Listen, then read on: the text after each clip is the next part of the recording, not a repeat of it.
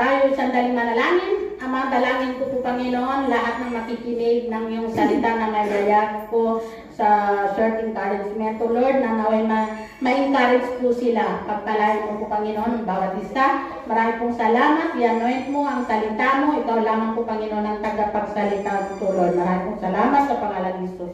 Amen. Amen.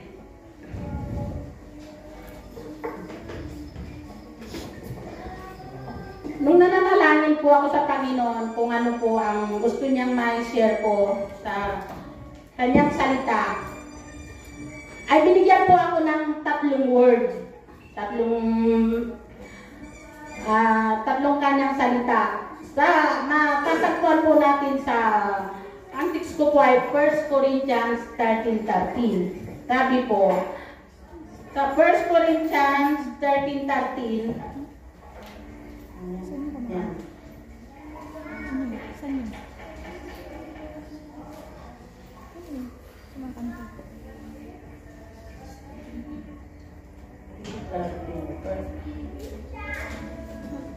Sabi, ang tatlong ito'y nananatili. Ang pananampalataya, pag-asa, at pag-ibig. Ngunit ang pinakadakila sa mga ito ay ang pag-ibig. Unang, wala tayong pananampalataya kung wala tayong pag-ibig. Dahil dito po nagsisimula yung pananampalataya natin. At sa salita ng Panginoon, sabi po sa Romans 10:17,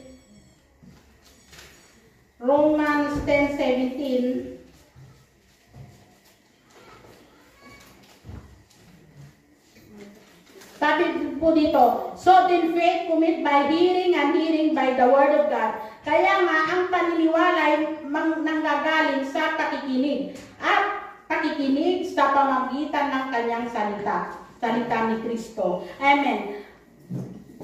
Wala po tayong pananampalataya kung hindi po tayo nakikinig sa salita ng Diyos. Dito nagsisimula na magkaroon tayo ng faith sa pakikinig. Dito naranasan ko po sa aking experience, hindi ko maranasan ng faith kung hindi po ako nakikinig nananatili sa kanyang salita. Sa dami kong pinananiniwalaan, sa dami kong ang pag-ibig ng Diyos talaga ang nag-umapaw sa atin, mangyayari itong pananampalataya.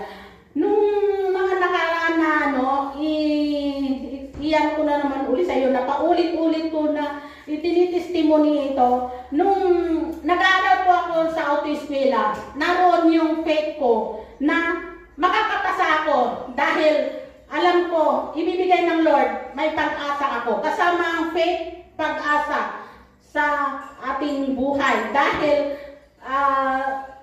sabi ko nung nag-aaral ako ng autoeskwela, sabi ng teacher, hindi mo na ako mag-exam kasi wala pa akong alam. Pero sabi ko, Lord, sabi ko sa teacher doon, gusto ko ng mag-i-exam na kahit na hindi pa ako natututo, sabi ko ganyan, na ibibigay ng Lord, sabi ko, pinapanalangin ko, may kasama ng panalangin. Yung pananampalataya at may pag-asa ay kasama rin ng pananalangin dahil kung nasa sa atin ang Santong Espiritu ay makakamtam din natin ito. Kaya sabi po na Hebreo 11:1,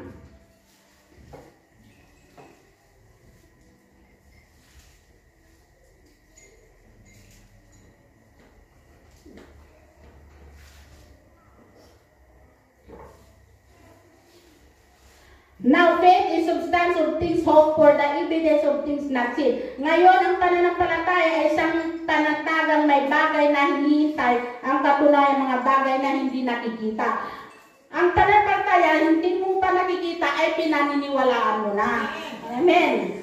Kaya ako, nung gano'n din po, ang panalangin ko na may pananampalataya na natutupad. Dahil pinaniniwalaan ko muna, sabi nga sa to see is to believe, sabi pa ng mga kasabihan. Pero sa salita ng Panginoon, believe and then to see. At sabi po sa Romans 15:13, Di po sa Romans 15:13.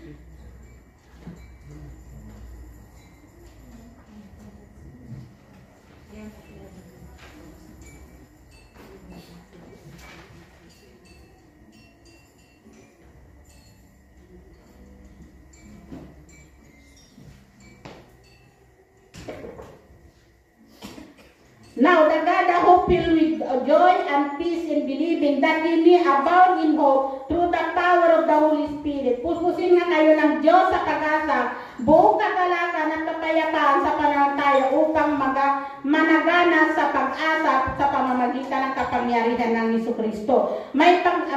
Sa ating pananampalataya, nandoon yung pag-asa natin, nandoon yung joy natin, at ibibigay ng Panginoon yun. Di ngayon po, kahit na hindi ko pa na ano yung pag-exam ko noon, ay pinagkaloob ng Panginoon. Ako ay pinapasa niya dahil naniwala ako na ipapasa ng Panginoon yung pag-exam ko. Salamat sa Diyos dahil sa kabutihan niya, sa faith mo, sa paniniwala mo na nariyan ng Panginoon. Ganon din po ang prayer ko noon kay Brother Tulo. Kahit na 9 years ko pinag-pray yun, may pag-asa ako dahil naniwala ako na may gagawin ng Diyos, na kahit na anong sabi ng mga tao noon na wala na siyang pag-asa, pero sa pag nananatili ka sa salita ng Panginoon ay may bunga, nananatili lang po.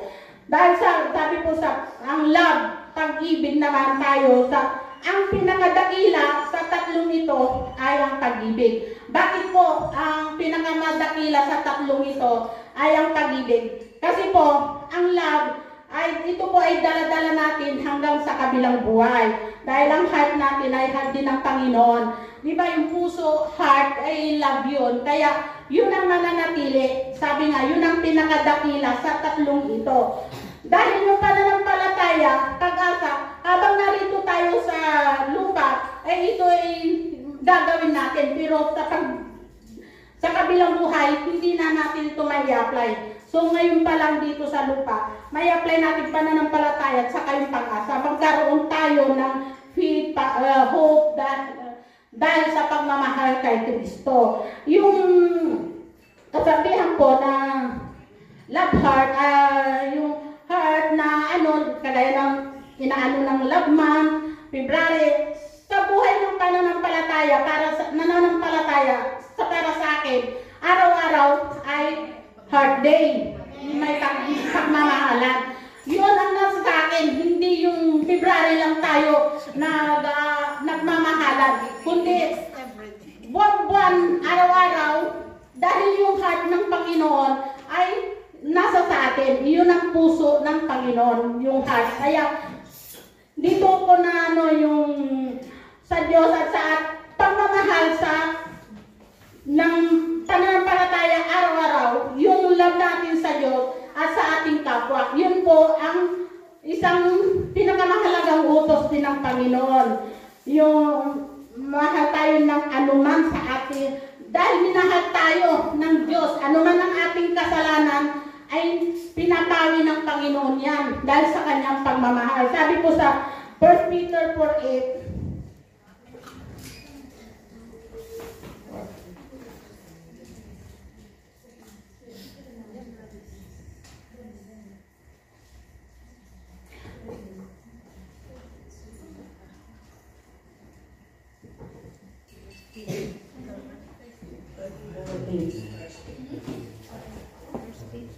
First Peter 4:8, sabi dito, and above all things have prepared charity among yourselves, for charity shall cover the multitude of sin. Nauna sa lahat ay naging namingas kayo sa inyong pag-ibigan, sapagkat ang pag-ibig ay nagtatakip ng karamihan sa kasalanan. Di ba po, kahit na anong kasalanan natin inatakpan dahil sa pagmamahal ni Kristo, hindi niya po tinitingnan yung galit siya sa kasalanan, pero yung pagmamahal na nanatili sa atin. Kaya anuman at sabi pa, mahalin natin ang ating kapwa. Ito po yung isa pa na utos ng Diyos, love is one another. Kaya sandali na lang ang ating buhay. Sa totoo lang, life is short, no? huwag natin ipapairal yung galit, yung sama ng loob, yung mga hinggil, yung mga hindi kalugod-lugod sa Panginoon. Yung love na lang natin ang ipairal natin dahil yon ang gusto ng Panginoon, yung pagmamahalan. Kaya napakabuti ng Diyos dahil kaya nga ito sabi pag-ibig, love, pinadakila nga kasi ito ay ang nararanasan natin sa kabilang buhay, yun ang maganda, yung sa nananatili, yung pagmamahalan. Kaya napakabuti ng Diyos dahil sa totoo lang, yung kahit na ano ang nangyayari, na may pasaway kang pamilya, pasaway ng asawa, pasaway ng anak, pasaway ng mga kapatid, naroon yung love pa rin na ipinapairal natin sa ating kapwa. At kung may pagmamahal tayo, yung ibig din ng Diyos na gawin natin, sabi pa nga, if you love me, you will obey my command. Sabi po ng Panginoon. Kung mahal natin ang Diyos, ay sundin natin ang kanyang utos. Ano po ba yung mga utos niya? Sabi sa John 14:15,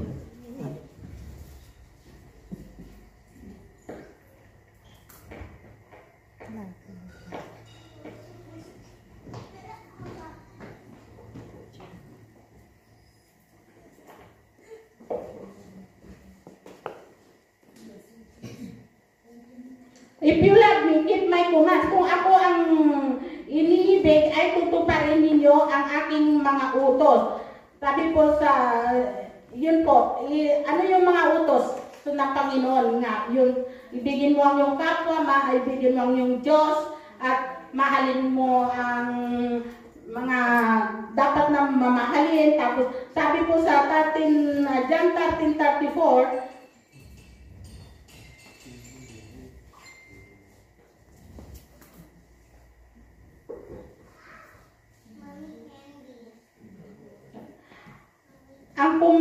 and new commands I give unto you, that ye love one another, all I have loved you, that ye also love one another. Isang bagong utos na sa inyong ibinibigay sa kayo, nag-ibigan sa isa't isa. Kung paano inibig ko kayo, nag-ibigan naman kayo sa isa't isa. Ganyan po ang utos. At kung talagang mahal natin din po ang Diyos, utos din po ang go and make disciples. At kung mahal din natin talaga ang Diyos, hindi tayo magbibigay na kung tayo ay nabibless. Kung mahal natin yung ating kapwa, saka tayo magbibigay. Kung mahal natin ang Diyos, may blessing man o wala, yung nararapat na ibigay sa Panginoon ay ibibigay din natin. Di po ba? Kaya, kung na lamang po, salamat sa Diyos at konting oras ay mapagpala po kayo at panalangin po ang ating offering. Ama, sa pangalan ni Jesus, maraming salamat po sa oras na ito, Diyos, na lahat ng mga nakakamtam namin na pagpapala ay galing sa iyo at magbalik papuri, pasasalamat sa iyo, Lord. Paspasan mo ang bawat isa na magbigay at ito'y sa lahat ng maabot ng yung mga salita, O Lord. Salamat po at balik mo sa kanilang sigsig, liligid kumaapaw. Sa pangalan ni Jesus. Amen. Amen.